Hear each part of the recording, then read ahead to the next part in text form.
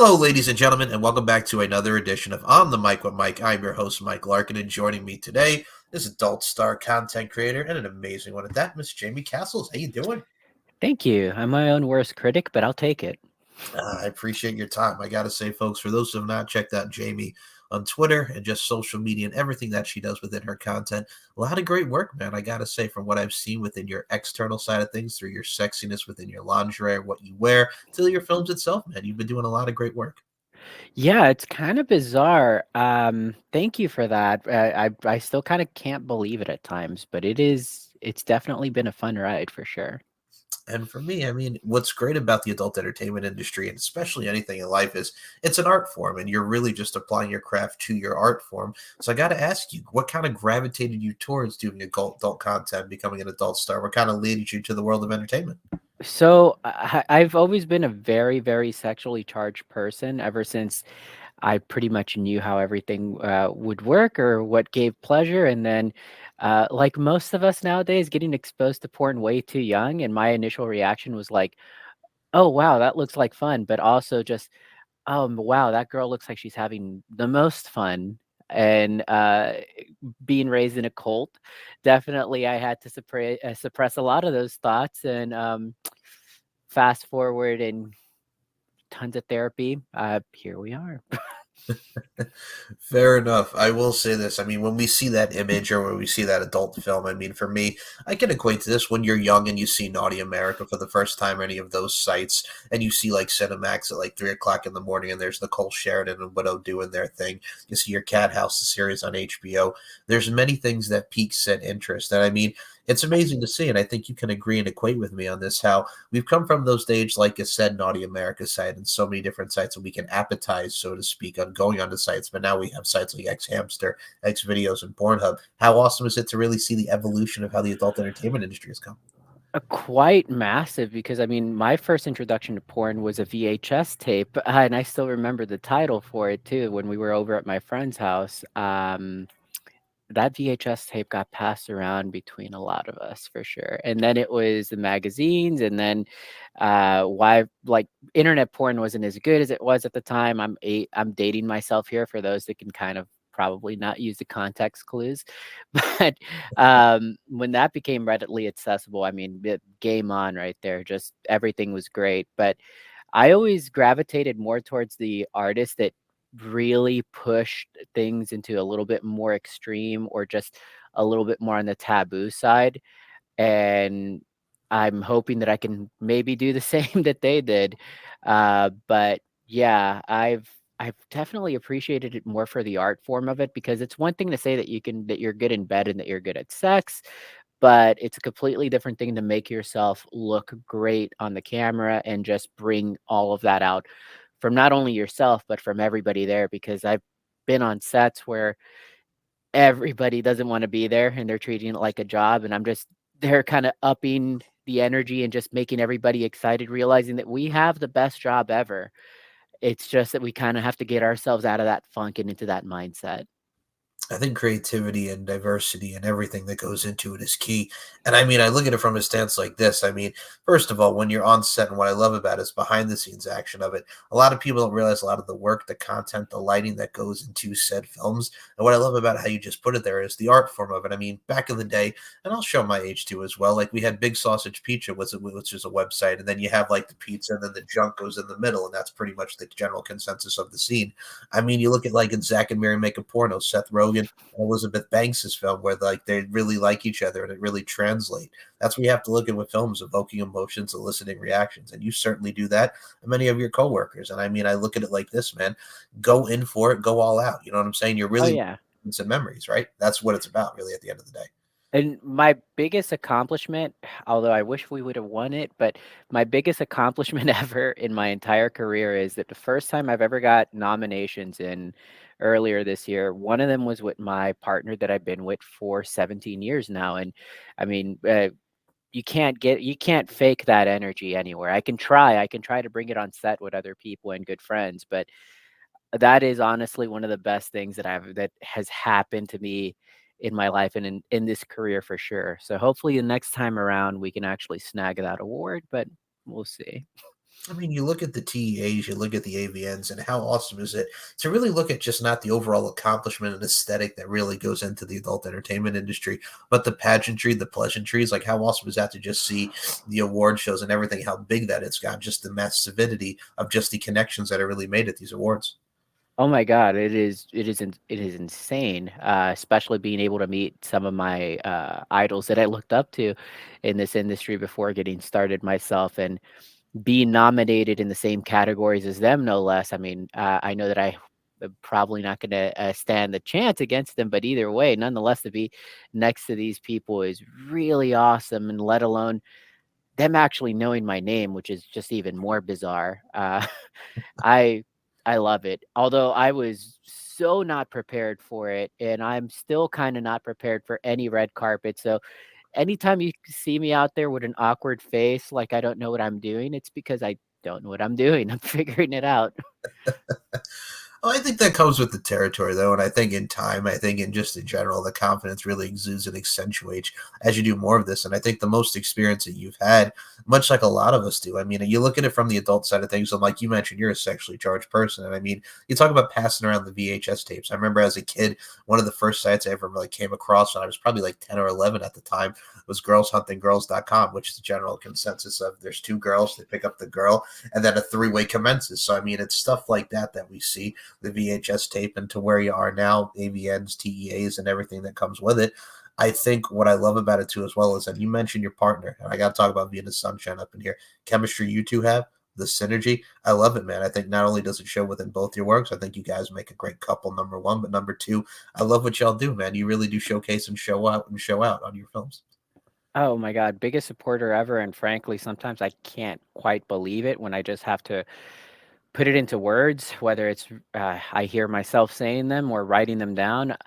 The fact that I've been together with her for now 17 years next month since we were 14 years old is just wild for her to just be here for the whole journey, and just we're just enjoying this, frankly. I mean, we're getting ready for our next trip in a few days where we're gonna actually head to meet up with a couple of old friends that you mentioned, like Stacy Sadistic, and a couple of new friends that are just getting started in the business. So I'm hoping that I can pass on whatever knowledge I can over to them. So I'm actually excited. This is going to be my first time back over to Vegas for work since I got my face and my tits done, and yeah, it's actually a bit of a homecoming. So I'm really excited for that.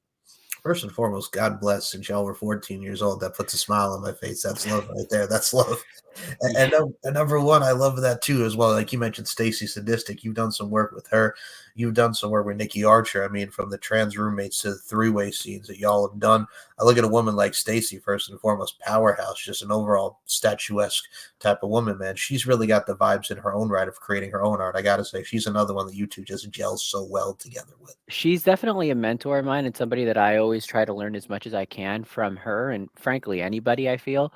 Um, and one of those people that I'm glad that I can call a friend that I can confide with, and just I'm so happy to have actually been able to meet her very early on in my career, and very interesting how that actually happened. Just me reaching out the feelers as a new performer, and I kind of got the full 180 experience because the first scene in the day was me topping Aphrodite Adams, who's just as statuesque as Stacy, but a total bottom, more or less. And then towards the end of the day, to cap it off, I do a scene with Stacy, who's one of the most powerhouse dominating trans femme figures in the industry. So it's just there I am, sandwiched in between these two Amazonians, and it was a great day. But it was definitely like one of those moments where like, okay, I can do this. This is fun. What I think I love about it too, as well, is not just the fact, like you mentioned, the bottoming scenes. Aphrodite Adams, my goodness gracious, another one who was just woof. Pretty But much you, kindred spirit for me. oh my goodness, I love that, and I can tell just she seems like such a lovely spirit, lovely human being. That's what I love. Again, we talk about authenticity and genuinity really being a key and beneficial factor that goes into so much gay content creation in films. And I think with you as well, I got to put into the forefront probably one of the most doggone sensual scenes I've seen you do. I mean, you did some things for Trans Midnight, which I got to say you were rocking, looking good in that one as well. That's one of the one that really stands out for me. I got to say that one was very sensual, and you two really hit it off in that one. Well, trans roommates, that was me and Aphrodite and Stacy. Midnight, I think I worked with two male performers by the name of Fuck Buck and Hatler Gurius. Yes. Um, yeah, that was interesting. It the stories behind how those scenes are made is just always just sticks with me forever. But sometimes I wonder what can I say and what can't I say in regards to pissing somebody off that was on set about just the behind the scenes, because I know that for when I filmed with Hatler, that was we were about 3 hours before we had to take off back to Dallas, so we had to just hammer that one out as quick as we could without any mistakes. Thankfully, that was great. The one with Fuck Buck, that was my third scene of the day, and I had to later on film a three-way with myself, Venus, and Luna at their hotel shortly after that. I gotta say, what I love about it too as well, what makes me smile is not only the determination and grit, but a lot of people literally don't realize like the grind of doing scene upon scene upon scene in one day. But also at the same time too, is you putting your heart, your soul, and energy to it. And I think what I concur with this, I think you can too as well. With any type of scene that you're doing with the right partner, from behind the scenes into front of the camera, the accommodation, the comfortability, and most importantly, the vibes really goes a long way to making such a scene engaging and such a scene just very powerful for the viewer to consume. It's the only place where I frankly feel confident. I've done so many jobs and so many other things, but this is the one job where it's just like that's my wheelhouse. That's where I'm comfortable in. And apparently it's not a normal thing. I'm probably the only person that I know. Maybe there's two other performers that I know that have the same appetite that I do when it comes to being able to film scenes back to back to back, because I will put myself in a situation where it's like, all right, we're going to do 5 to 7 scenes today. There's going to be some potential cancellations there. Sometimes there isn't. And I will get them all done if I have to, whether it's just me topping for every single one of them or me bottoming for every single one of them. They're going to get done. But that apparently makes me a bit of a psycho because that's not common from what I found out.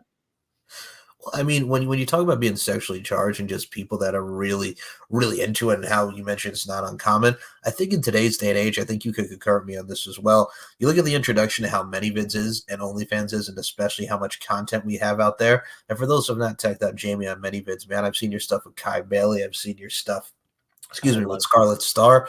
My goodness, I want to mention Kai Bailey first because you have done scene upon scene upon scene with her. I gotta say, that's another one that you really do have a lot of great chemistry with, man. Kai Bailey, oh my god, I miss his huge dick.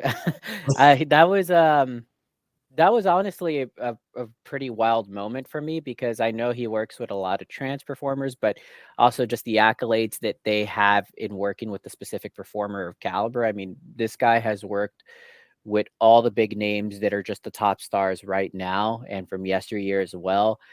And being able to just see myself with them making those kind of scenes with that kind of intensity, that's honestly what I love to get out of the way. Like that's what I love to bring out every time I work with them. We just kind of crank it up more and more in terms of just what we can do or how far we could push me. But oh my god. Yeah, I actually have two more in my bank waiting to come out that I've done with them. So stay tuned, everybody.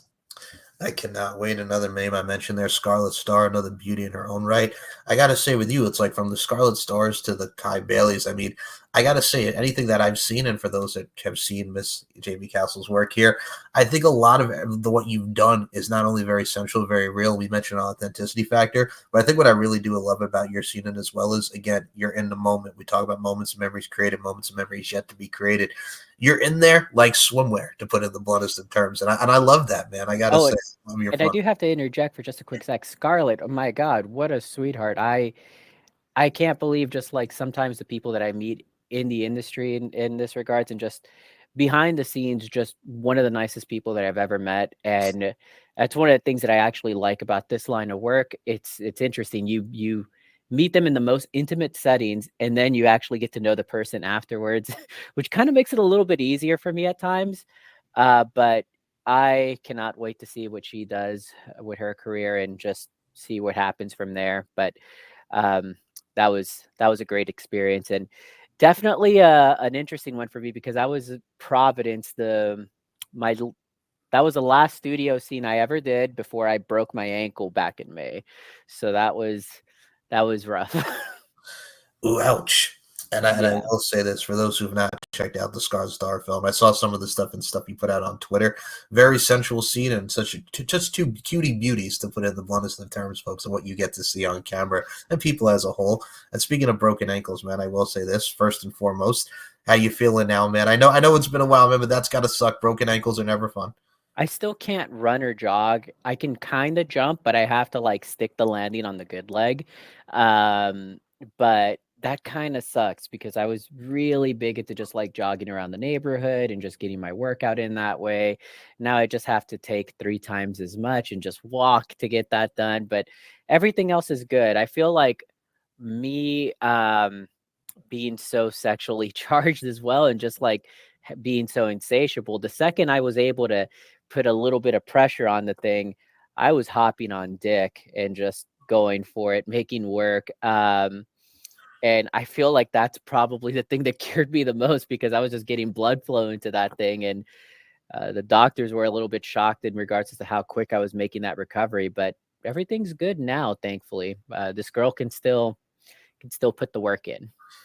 I'm glad to hear that, and you most certainly can. And I will say this about you as well. What I love also too about the name is, let me just put this in the forefront, Jaymee Castles, because when you think of castles, you think of just these tall doggone things, beautiful setting, very intimate setting, very royal, very elegant, mixed with a sexiness type of vibes. I gotta say, it's all in the name too as well. I think that's a badass name, not only just for marketing, but as a name for content creation. I dig it. Well, I got that from one of my favorite wrestlers, actually one of our favorite wrestlers, mine and Venus, Dalton Castle, and we just figured, you know what? Let's do that. Let's go with that. And Jamie, I just wanted something that was a little bit androgynous to the touch of it, so that way it could still piss people off that want to try to figure out what my dead name was, which not that I mind, but thankfully my dead name is super androgynous as well, so I kinda got lucky in that life. This one putting a smile on my face. One of the Peacock and the boys over here, former Ring of Honor champion Dalton Castle. I like your style. Okay. May he This get better. I hope that concussion of his is not as bad as everybody says it is. From one fellow wrestling fan to another, I concur with you on that. I've had a lot of wrestlers on this show, and we've touched upon a lot of wrestling on this program. But I will say this: now we'll talk about some wrestling right now. How amazing is it to see like WWE, AEW, Ring of Honor under the AEW banner, TNA working with WWE? It's a crazy time for wrestling. It's great to see everybody kind of thriving and doing their thing. It's surreal. It's pretty surreal because the only thing that we're missing now is for WrestleMania to have a couple of other promotions in their card, which frankly it should be. I feel like that should be the case. If it would have make sense for any other big show, like showcase all the world titles from every promotion just on there and cap it off with obviously WWE because you have to. I look at it like this too, as well, and especially with the change in times of the regime, with the old man out and Triple H in, we're Thank seeing. God. I am right there with you on that, my friend. I look at it like this. I mean, tonight we just had the Motor City Machine Guns and DIY. Like, who would have thought in 2024 we would see? Shelly actually taught me some drills when I was a wrestler. Okay, all right, we're gonna get into this now. Alex Shelley, one half of the Motor City Machine. Let's talk about these shows. Go ahead, hit me with this. I'm curious. So I can't quite get into detail because I was a shitty wrestler for one. This was Okay, pre-transition me. okay. He's not going to remember me, but for a moment of time before COVID, I was actually a indie wrestler in training over at a DFW All Pro. And wow, was that also a fast track because within my first year, I got introduced. I was face to face with Okada and Keith Lee and Shane Taylor and just it was wild because we got to work shows alongside these people, whether it was setting up the ring or just working for the staff with them. And it was, I couldn't believe that the progression was actually moving that quickly. Had I stuck with it, I probably would have just been enhancement talent because that 5'5", it's not really going to get me anywhere. And I'm not necessarily the most athletic. The only thing I could do is piss people off on the microphone, but um, can only get too far with just one stat maxed out. um, but yeah, Alex Shelley, like that, those drills were so taxing. Oh my God. It still today, pro wrestling training is the most vigorous, intense thing that I've ever done in my entire life. And just the most painful thing that I've ever done in my entire life. But people do not recognize just how much you have to put into that before you even scratch the surface of getting any breaks in that industry. Oh my goodness. Well, first of all, man, if we ever need a heel manager or someone who could talk on the mic, I see you. You will be my Huckleberry. I like your style. But no, I look at it like this. Like, such great teachers in Alex Shelley and, like you mentioned, DFW. Like, I remember growing up on Long Island, the big wrestling school wrestling indie promotion that was by me was the New York Wrestling Connection, which gave us people like Alex Reynolds and John Silver, who are in AEW as a part of the Dark Order, Bull Dempsey, who was in the WWE, Zack Ryder and Kurt Hawkins, Brian Myers and Matthew Cardona. Like, so many people came out of that school. FSW, which I've done had the pleasure of doing some ring announcing for. Future Stars of Wrestling gave us LA Knight, yeah, and Karrion Kross, and so many amazing people. Zoe Stark, who is now in the WWE on the Raw roster. I think it's great just to see not only, like you mentioned, how the amazing part of wrestling, just the hard work and effort that goes into it, but a lot of people don't even realize, like, again, it's not just, okay, let's get into the ring. Much like if you equate it to the adult entertainment industry, you're not just sitting there. It's like, okay, let's fuck. Wrestling is all day, every day, training, drills, etc. There's a lot of hard work that goes into both said industries because it's a form of art form and it is an entertainment at the end of Oh, the oh yeah, people don't realize it. Like the easy part is when it's showtime, whether it's porn, wrestling, or whatever it may be. Everything else that comes with it is generally what just tears people up and just kind of just actually weeds them out of the business. I'll be the first to say wrestling just wasn't for me. I love it. I still love watching it, but I just can't do it myself because the commitment to that is your entire life. I was probably just at home only to sleep and shower, and that was it. Everything else just was consumed by training and traveling and doing the craft. Same thing for porn, really. If you want to make it, regardless of what people say of it being a good side hustle or whatever, if you really want to make a career out of this kind of has to be your life. And there's production equipment all over me. There's paperwork all over this place. And I'm just constantly on any one of my platforms, just either chatting it up with my fans or uh, getting something done, editing something myself, or paying somebody to edit something for me so that I can actually put more work in. Um, it just never ends. The fun part for sure is getting the scenes in, but people just don't realize the whole effort that goes into everything else. I think what I've always admired about the adult entertainment industry, and we'll mention this specifically. I mean, people will say what they will about, taboo and whatnot, but I always love what I love about it, really, especially in today's day and age. It's more normalized because of the introduction of the many vids and OnlyFans we mentioned. And I think, again, a lot of people, how they can accumulate money and do business with it. You mentioned COVID. Like, COVID helped a lot for OnlyFans and whatnot, and a lot of content creators. So, I mean, there's How so I many. got my career started for Hell sure. yeah, exactly. That's what I love about it because it gets people on the right gateway in the start. And also, again, how do you can concur with me? It's more normalized now than what we had back in the day, especially in 2024. We're really more open to expanding the horizons. Yeah, I mean, like nobody necessarily really bats an eye now. Like I typically am not ashamed to admit it, unless I was just at my high school reunion and my old teachers were asking me, "Hey, what are you doing now?" I'm like, I'm a model of sorts." And they could kind of fill in the blanks there. If they can't, I'm not going to help them. But it's just kind of messed up because I actually had a career path like set where I was just going to be, all right, super poor person. The best I'm ever going to do is just blue collar law enforcement type jobs where I wanted to do that to venture off into being a PI. So I did all the steps. I got my degree. I actually was a PI of sorts for a hot second and did it for like insurance companies too, and it wasn't for me.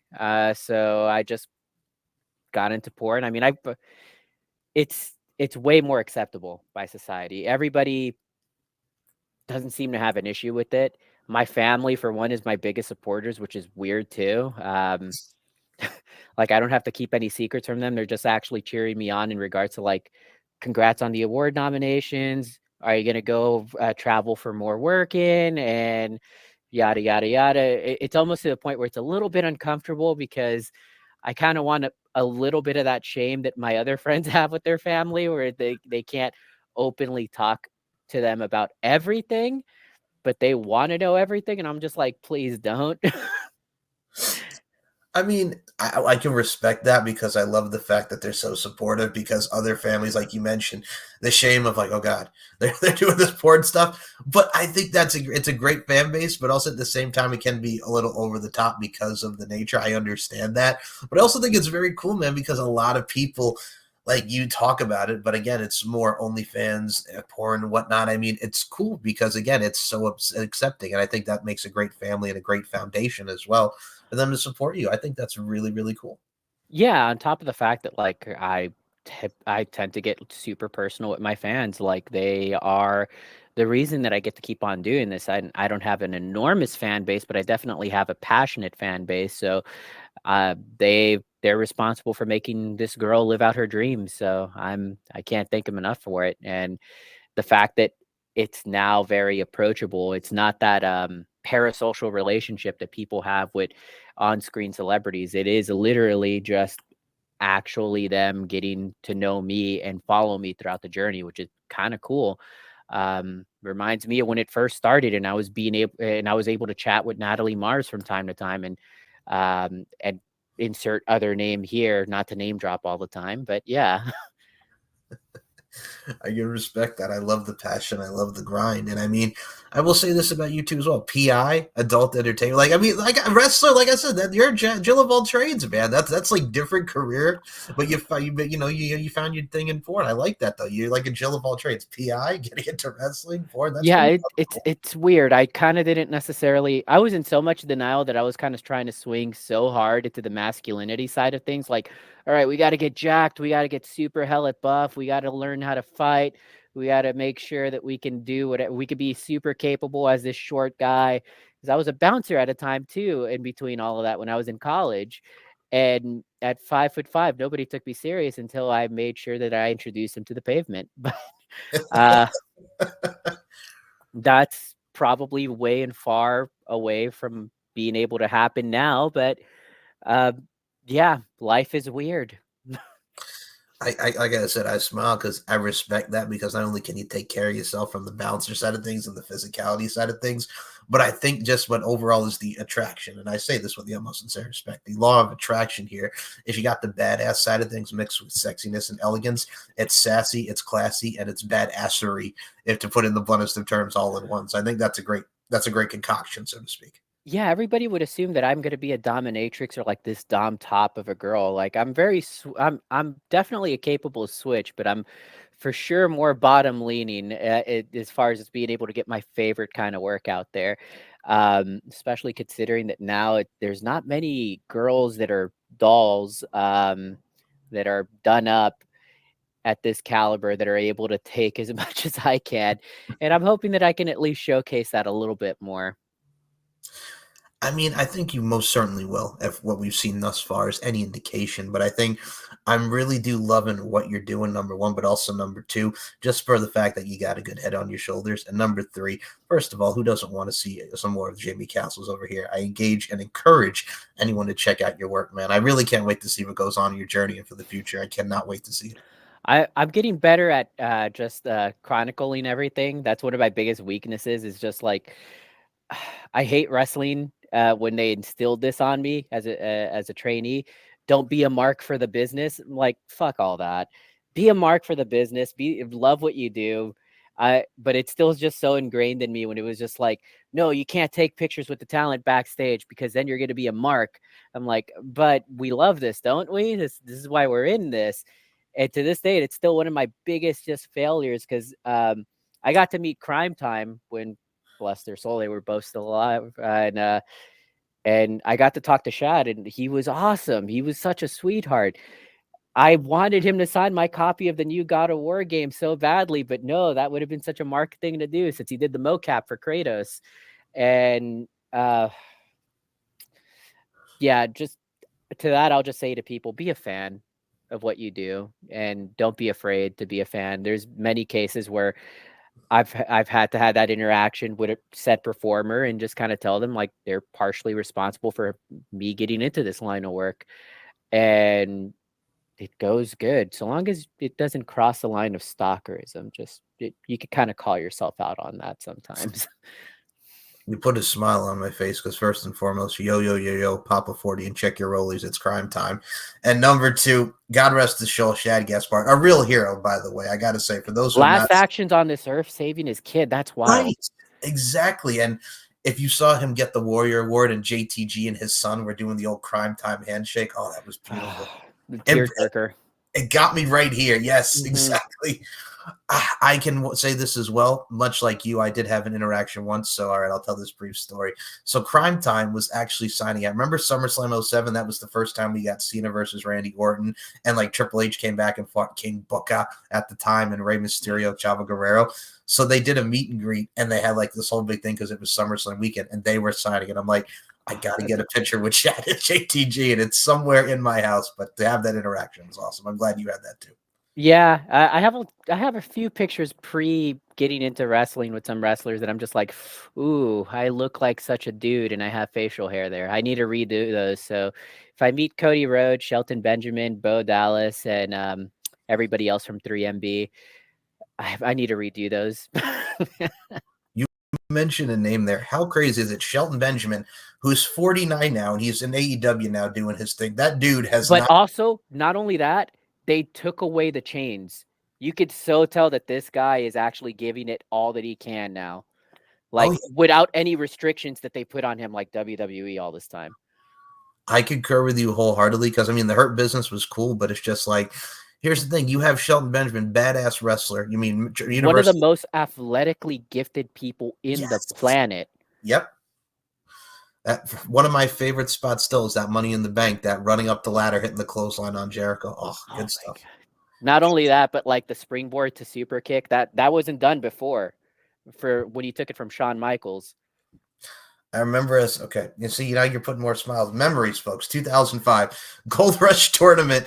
Shawn Michaels and Shelton Benjamin. Shelton was the Intercontinental Champion at the time. Still, it's almost 20 years old now. But that super kick from the springboard that he took still is one of the highlights. You've seen it in the Raw intros, the many moments in WWE history. It's such a great moment.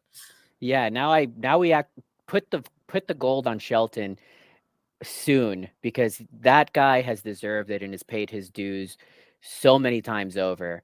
I just can't wait to see what they do with him and like probably the Hurt Syndicate now. I'm guessing is what they're gonna call it. Yeah, I mean, you have many people that they've recruited. Ricochet would be cool in there. Mercedes Monet, like we're getting there. We're getting there. Oh yeah, it's a great time for wrestling and probably not as great of a time for porn, considering the political climate might shift things a little bit depending on how that goes. But I tend to stay away from politics as much as possible. But it's just one of those things where it's like, oh, geez, this is gonna suck no matter what happens. I mean, I'm first of all, I'm not a politic guy myself, but I look at it from a stance like this. I mean, I've always appreciated. We talk about the art form that is porn. I've never seen it as like ugh type of thing. I think with how the political climate is, unfortunately, they poo poo and go this way towards it. But I mean, I'm hoping for the best for y'all. I really am because I've seen it too as well. I really have. Yeah, I mean, like sex work, as far as just like, I'll just put this out there. And just the only one thing that I can confirm that nobody else could say, whenever somebody proposes something against human trafficking, it's likely because a politician got caught with somebody and now they have to do something for just fan service for the wife or just the politics of it. For example, Fossa and Sesta, which took down Backpage in the Craigslist personals, was a big thing for a lot of trans people to actually be able to fund their surgeries because most of this stuff isn't going to be covered by insurance. So what did they do? They were escorts at their own will, um, to help pay and fund for their surgeries. That's no longer an option. And it kind of forces them to a little bit more difficult situations of actually street walking in some cases.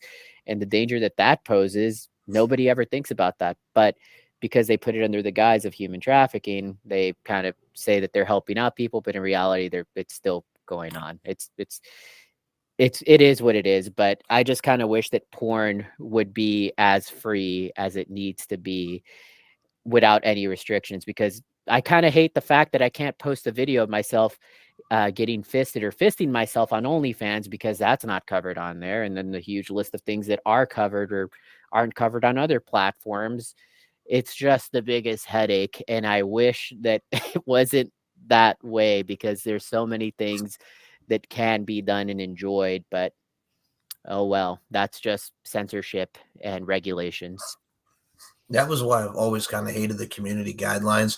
Because when I talk to a lot of amazing adult stars like yourself and content creators, I mean, stuff that you would get like flagged for, like photo wise or video wise on Instagram or OnlyFans, it's like, there's a lot of doggone worse things out there that people are doing with social media. And you Like, how about we actually put a restriction on the guy getting decapitated as opposed to just the girl showing a titty? right.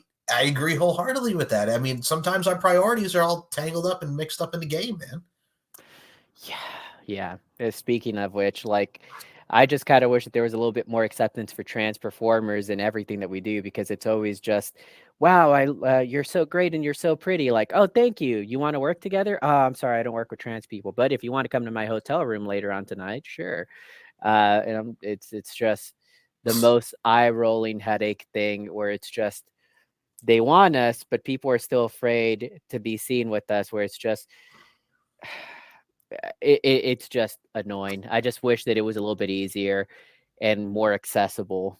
But that and also just porn in general seems to be a lot of a popularity contest because there's some studios, not to name names, because probably if I do, I'll never shoot with them, where you can't quite necessarily shoot with them and you don't know how to shoot with them or who to reach out.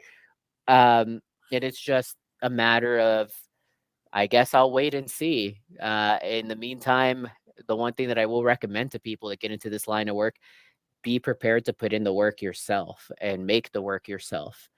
Because if you don't, then it's definitely going to be something where you get left behind.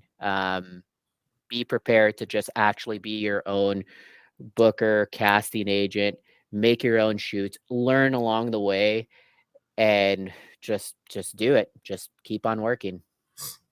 I will say this to add on to your point. Here's why I'm also glad that you brought this up.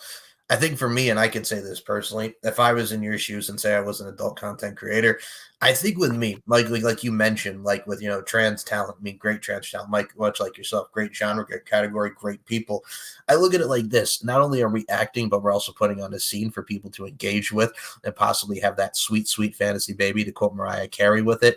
You have to look at it from a stance too as well. At the end of the day, we're all human beings, so who gives a damn if it's trans, female, what have you? If we're working and we're in that moment to do that scene and create that scene for people, fuck it, I'm going to do it. I'm going to do it to the best of my ability. So I'm right there with you. I concur that there should be more openness. Yeah, at the end of the day, you have to look at it. We're human beings. We're actors. We're actresses. And we're doing the damn thing. So you have to look at it from that perspective instead of fucking what people are going to say from their perspective. If you're happy with that person, if you're friends with that person, fucking go on and do it. Excuse my language, but I wanted to Oh, put that bluntly. I mean, like I've had a couple of scenes where people I might not necessarily get along with. I'm not also going to say names there, but I'm a professional in that sense where it's just like, listen, let's make something awesome. Let's make it seem like we're actually the best of friends. Let's knock this out of the park. To add to that, I've also have filmed a bunch of scenes with people that always cause controversy, and it's just like, oh god damn it, why can't you just shut up? Because now I can't promote this scene of us doing something awesome because you can't shut the fuck up about something that's getting you in hot water. Uh, and that's also like a fine line that I dance with because I try not to piss off anybody and I try to get on everybody's good side. Oddly enough, whenever there's a controversy going on in transport, I'm the first person that both of the sides call where it's like, hey, what's going on? What should I do? What do you think about this? And they don't know that I'm a mediator, but I'm just like try to tell them like maybe you shouldn't do this type of stuff, or maybe just I don't know, be an adult and say sorry and just kind of go with it, like PR 101. But I hate the fact that like you can never seem to escape the drama to a degree. And I just wish more so that we could just have fun, film porn, and just be nice and happy with each other. Like as gay as it sounds, why can't we all really just get along? Because again, we have the most awesome job. Why are we letting things come between us as performers? Well, it's a united, not divided front as it should be. But at the end of the day, it's too much drama for your mama, if you will. And to quote Mary J. Blige, no more drama in my life. I look at it from a stance too, as well as there's going to be a lot of people that are just going to say some dumb shit. And then people can talk about freedom of speech. But also at the same time, y'all need to know when to shut the fuck up, to put in the blunt terms. Sometimes people just really need to shut the fuck up, if you know what I'm saying, because people Well, got just too much of this. I mean, I talk about my life struggles and like how much I kind of have a bad day from time to time, Right.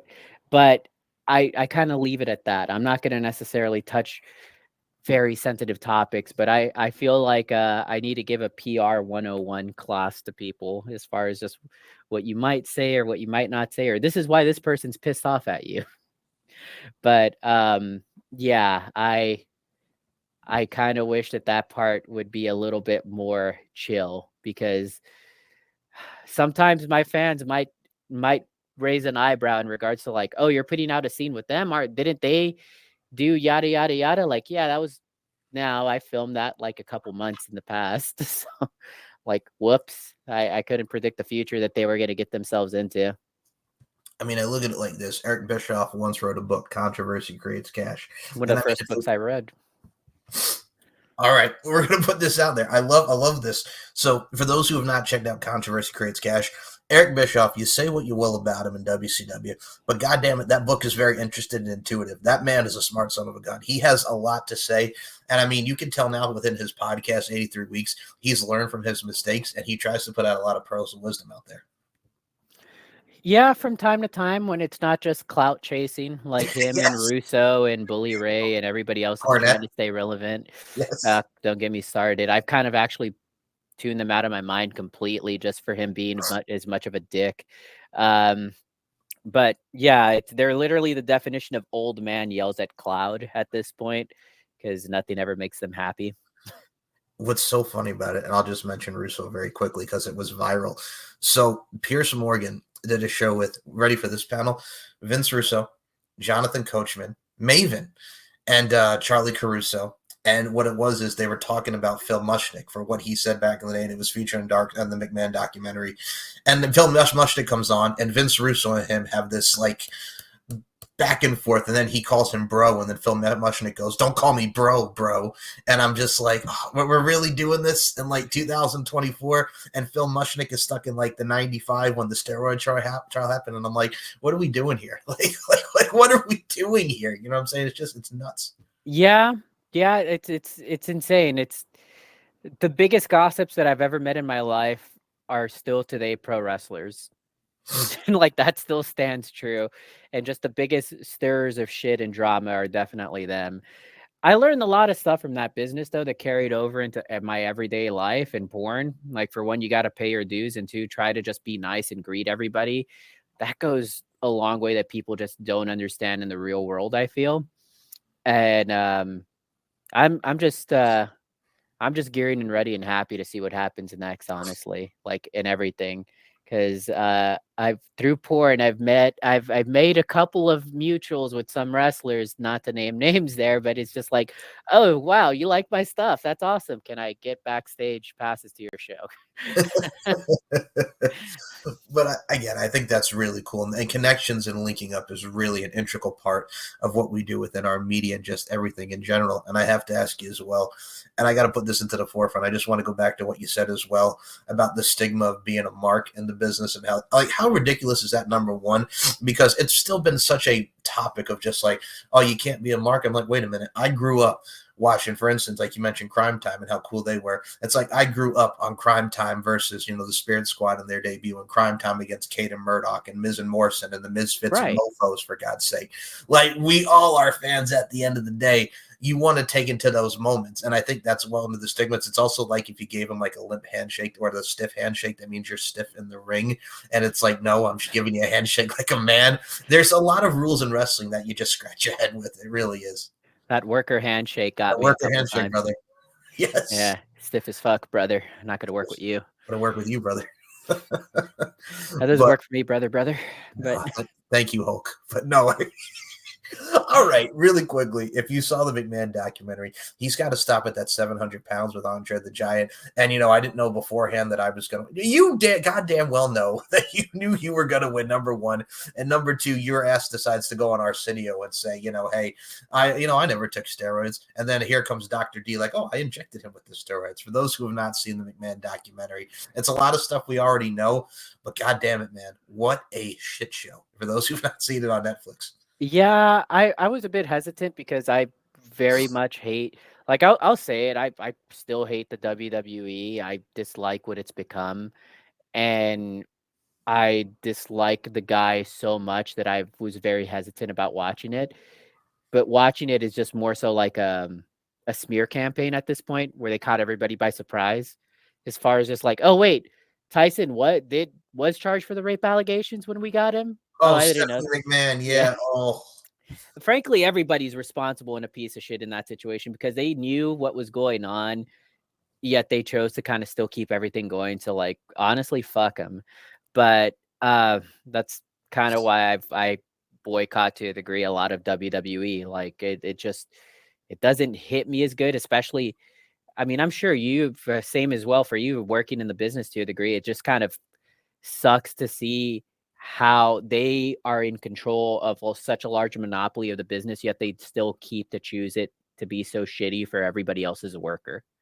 I will say this, and I've interviewed a lot, and that's how my tie-ins go in. But I look at it from a stance too as well. The one thing I will say, like we mentioned earlier, that the old man's out, and I think what Triple H is doing, his vision, if he makes everybody feel more comfortable, I think that's wonderful. But there are still, and I always say this to people, yet the management may be better with Triple H, but there are still a lot of shitty aspects about wrestling. Like they're still there, unfortunately. Like some things are better, but like there's a lot of shittiness in I politics. mean, the Tone reason why Shelton Benjamin in the Hurt business didn't do good was more so because of Triple H, not McMahon. Yeah, there you go. There you go. Exactly. You hear the stories, you hear everything. I mean, there's a lot of shittiness that went to that, and look what they're doing now. I'm looking forward to see what MVP and Shelton do in AEW. I think the start of it's good. Now let's see where we go with it. Like I'm here for that storyline. Like I'm here for it. That, and I'm hoping one day I can actually see just how big the exaggerations are of Shelton Benjamin's dick, because I'm sure you've heard those stories too. Yes. This is what you got to love about shoot interviews. Shelton Benjamin's dick, Batista's dick. Oh my God. Yep. Yep. Undertaker scared of cucumbers. He still talks about that on the 6 Feet Under podcast, and he talked about it recently with Chris Van Vliet. Oh my goodness. That is funny though. I mean, cucumber right into his thing, and then he just yaks as he's friggin' drinking it. Paul Bear, God rest his soul. I love that. It's One funny. of the greats. He is. He is absolutely one of the greats. So I will say this to you. Speaking of one of the greats, you, my friend, are one of the great ones, to quote A Bronx Tale. And I really look forward to seeing you continue to thrive and flourish. And I will say this, I'd love to have you back for round two. The overture's here. I really appreciate you taking the time tonight. Absolutely. This is a nice hang. I'm more than happy to do it. Just say when, and we'll go from there. All right, now I have to ask this couple final questions here. So on the topic, we'll go adult entertainment first, then wrestling. So adult entertainment, like you mentioned, passing around the VHS tape, which still, yes. And also, but number two, do you recall your first scene that you ever saw in porn or first movie? And do you have a favorite porn star or favorite movie that really kind of gravitated you or kind of contrasted you with being sexually charged and how you evolved into your taste in kinks and porn? Oh yeah, absolutely. So like the DVD itself was Buttman like Adventures in Europe or something like that. Okay. Very easy to find. Um I I I've gravitated a lot towards anal immediately because that was something that I could relate to as somebody that was a bottom, like, oh, I have that hole. I can do that. And one person that definitely broadened my horizons for what you can be done with that and how much fun you could have with that was Belladonna, who was probably one of the first major crossover performer cis females to ever work with trans performers mainstream. I'm sure it was being done behind the scenes for smaller projects and studios, but as far as I know, she was one of the first ones to do that. As far as just having projects with Vanity and having projects with Bailey J, that is unheard of. She's also definitely in like my top 5 for sure, Bailey. Um, but as far as just favorite scenes, I love anything that legal porno does because I want to work with them so badly, considering that they do film with trans people. there are 5 or more guys just wrecking the shit out of like whatever female that they're working on that day. Like that's my favorite kind of stuff. Like just pushing the limits in terms of just extreme intensity and just as a total size queen, I gravitate towards that. Like those are my favorite things to do. I like your style and I like your taste. Very much good taste on that front, ma'am. And as far as wrestling goes, favorite match, favorite moment, anything that really sticks out that you were a fan of wrestling? So favorite match, God, I wish it was televised, but it was the first time I ever went to a Ring of Honor show. And I saw the Briscoes in a tag match, and I've never seen them or heard of the Briscoes before. And I was not prepared for the amount of carnage and just wild shit that was going to happen during that match. There was a U-Haul off to the side, and at one point, both Mark and Jay just like jumped from it onto somebody. That was unprepared. Nobody was ready for that. Just so much blood and carnage. And again, this wasn't even televised, so they really had no reason to do this, but they definitely went all out there for that. And but that's definitely in like my top 5 favorite matches that I've ever seen live. I think my favorite match to date is probably God, he really ruined it just by being so much of a horrible person, but it's still in here. It's a Benoit, Triple H, and Shawn Michaels triple threat match for the world title at WrestleMania 20, I believe. I was there for that. It was an incredible moment. I like your style even more. That's the thing I always say too, because great feud, great match. The crowd's into it, but with everything that happened with Chris Benoit, it's a sour taste. It's like when you see Kurt Angle and Chris Benoit from Royal Rumble at Oh my 03. God, my favorite feud too. Like, Right? Like the Royal Rumble 03 match, and it's like I can't watch this because you're shithead. I don't. I can't. It yeah, ruins it. It ruins like it. at least I have Brian Danielson and I have Zack Sabre Jr. as technical masterclass performers that are able to do it. And again, respect to Zach for finally getting the big one. Yep. But I just really hate the fact that, like, wow, because that was a style I could gravitate to. Small guy, got jacked, so ferocious, so talented and technical. But then you just had to do the worst possible thing. First and foremost, I also got to say respect to Brian Danielson, and also number two, it's funny, and I'll tell you this Ring of Honor story. So I mentioned growing up on Long Island and being like close to the New York wrestling connection. Ring of Honor used to run in Lake Grove, New York, Long Island, ladies and gentlemen. So it was at Sports Plus. So downstairs you got the arcade and you get pizza and the food court and everything, but upstairs was like this little like ballroom. And my first ever Ring of Honor event I went to was the night that Brian Danielson beat James Gibson, Jamie Noble, for the Ring of Honor World Heavyweight Championship. This was also around the time when Low Key was feuding with Jay Lethal and Homicide was feuding with Colt Cabana. So this is like early 05 Ring of Honor, like 3 years into the company. So Homicide also gave a few good seminars at my wrestling school too. Like, smart son of a bitch, right? Like oh he's yeah. really, I like that. Yeah. The cop killer is still, the gringo killer is still one of the most impressive moves ever, the vertebraker. Oh my God. Yes. Well, didn't Hurricane Helms invent that? Yes. When he was Sugar Shane Helms in WCW. Yes. Oh. Shame he couldn't do that in the WWE because it looked too scary. You can thank you know who for that. I Yeah. don't like that move. God damn it. No. Yeah. But yeah. But But no. Ring of Honor, that was definitely like my introduction to indie wrestling before they took off and are what they are now. I still love Ring of Honor. I'll catch any show that comes locally of theirs.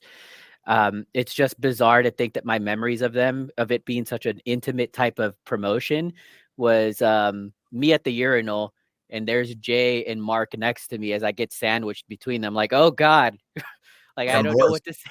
Like I don't know what to say. We're here. Just give him the head nod and bye. And then later on, next show, I can never tell them apart still. It was either Matt, one of the young bucks, same thing, like, oh my God, I'm such a big fan. But at the same time, I'm like, I can't spark a conversation because our dicks are out and we're peeing right now. Yes, Matthew and now Nicholas Jackson, the Young Bucks tag champs in AEW. It's funny because I still go back to the Generation Me days, which for those who've never seen them against the Motor, TNA. yep, for those who've never seen them in the Motor City Machine Guns, those trilogy of matches were amazing. It's a shame to think that that was them at their lowest point in their career, I too. know, and it was so good. It was so good. It just goes to show you never know what's going on behind the scenes in those situations because it's just like, oh, it's a struggle, it's a grind for a lot of the people that I meet that I look up to. I'm like, still? um, but yeah, I gotta say, I don't miss taking chops from Shane Taylor though. That's one thing that I'm glad I don't have to do anymore. one of my favorite tag teams, him and Keith Lee against the War Machine, was. I was so close to being the basically um enhancement talent for those two guys at one point, and I'm kind of lucky that that wasn't the case because I don't think my chest could have handled that abuse back then, let alone now. Ugh. I mean, I look at a guy like him, and besides the fact, like you mentioned, the chops are just so vigorous. Like him with the Shane Taylor promotions now, with him, Lee Moriarty, and what they're doing now, Ring of Honor, still really good. I think the fact that they're only not giving him such a huge push, being the veteran that he is, like he works like former Ring of Honor television channel. Like that dude is a beast. For those who've Oh not seen, yeah, work, oof. he's one of the gems for sure that people just don't quite understand or appreciate just how good he is, and also just an awesome, cool dude. As somebody that got to meet him a lot behind the scenes as far as just setting up for shows, really awesome guy. I got to mention really quickly about the Briscoes and Kevin Steen and El Generico, Ladder War. Hell yeah. Those are some of the classics. Yeah, I was so close to seeing the last match of the Briscoes still when they what was it, the dog collar match against FTR. Yes. So I yeah, was actually gonna invite a friend of mine who isn't as like as much of a wrestling fan and has never gone to a live show. It's a good thing I didn't go there because I saw just how much carnage those four guys did. I'm like, I don't think she would have enjoyed that as a fan anymore. that match was straight 80s brutality of like when Piper and Valentine had the dog collar match. Like it was that level, but amped. Yeah. Yeah, it was absurd. It was still one of the best matches for sure in my top 10, but uh I was actually filming a scene. Well, no, I was recording a scene the day that I got the news that Jay died, and yeah, that was a rough one for me because I was such a big fan and I just had to like stomach that. I was like, "Oh shit." Like time to compartmentalize and like try to be the best that I can at this. Like, but wow, that still kind of sticks with me pretty fresh. God rest his soul. Another one. And I mean, I will say this. What are your thoughts on Jericho now with the Ring of Honor World title for the ninth time after the Ladder War on Wednesday? I used to be such a big fan of Jericho, and that's a key word, used to. Mm-hmm. I I feel like at this point, if he's not helping new talent or just anybody come up, which who knows what's going to happen with this storyline, I could kind of care less for him. Politics aside, like his wife at January 6th, Oh, uh, I could just like wish that Jericho was a little bit more supportive towards young talent in that sense, in terms of making their names. But I'm glad he doesn't have to come out to Judas anymore because I was just obnoxious to hear every time. But we'll see. Um, that's all I'll say for that. I'm glad they gave it to Mark for that time. I wish that his reign was a little bit more memorable, but we'll see. We'll see. I'm hoping something good comes out of that.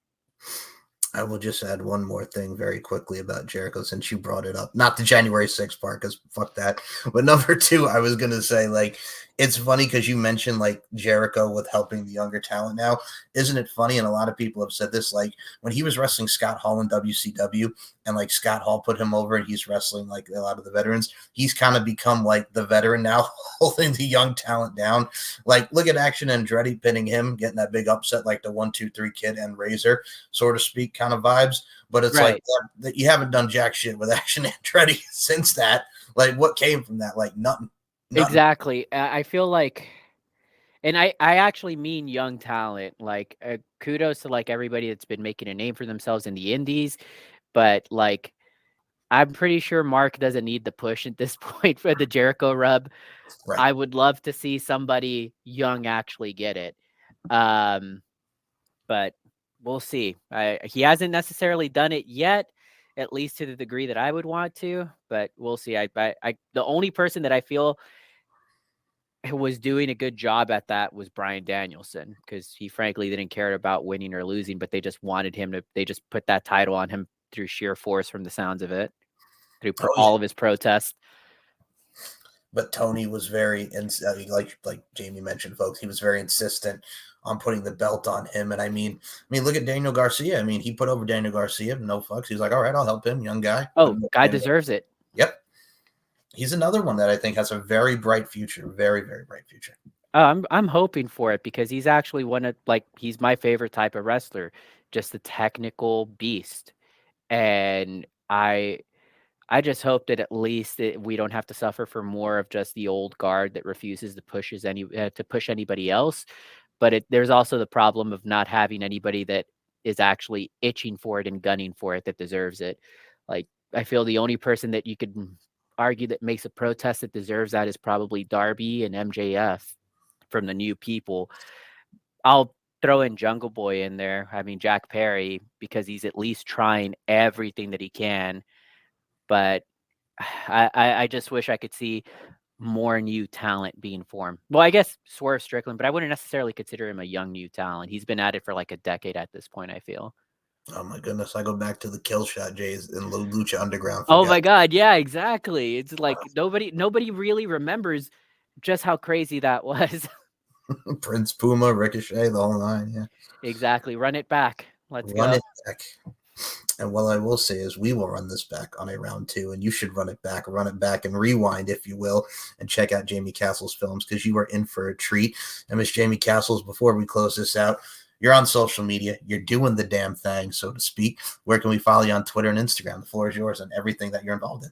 So it's Jaymee Castles everywhere, and it's Jaymee, Castle spelled traditionally, Castles.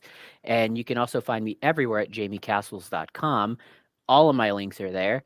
If any version of myself ever asks you for money, make sure that is actually me. I never like to do that outside of just my platforms where I sell my stuff. But definitely come check me out on my OnlyFans. I'm the most active there. My ManyVids is probably my second most active platform. And Fansly is also there, which is, I'm trying to build that up because I can get away with a lot more fun stuff over there. So check that out if you want to see an unfiltered version of me that's unrestricted for all of my fun stuff. And I'm super personable and reachable. There is a booking email if you ever want custom videos. Hit me up and we can make something happen for you. Links will be in the description to all these amazing links and some badassery content, if you will. And if you want to check out this show on the Mic with Mike, check out Mike Larkin 92 on the YouTube channel and subscribe. Check out SM Show 1 MCL 92 on Twitter and Larkin_92 and MLarkinMB on Instagram.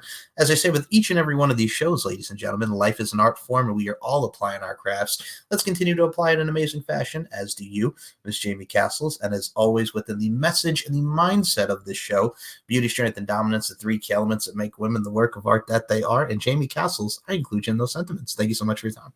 Thank you. Love y'all. Bye.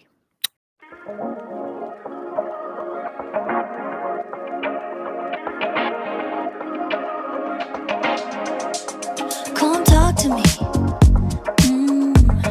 I love the way you're on to me.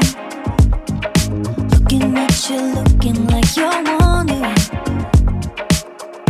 if we're here for the same reason. And now that you wanna lay in the sun, getting love drunk, sticking like honey. Yeah, I bet you're here for some fun with that someone, feeling that something. If you're looking for a good time, honey, I'm right here.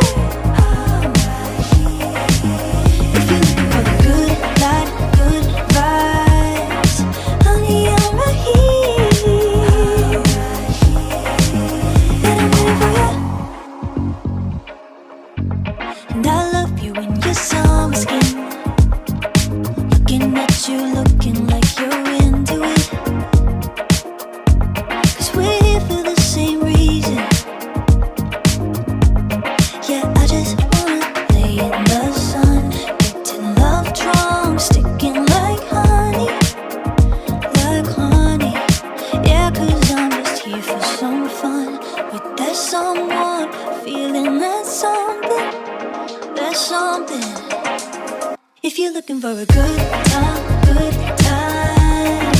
honey,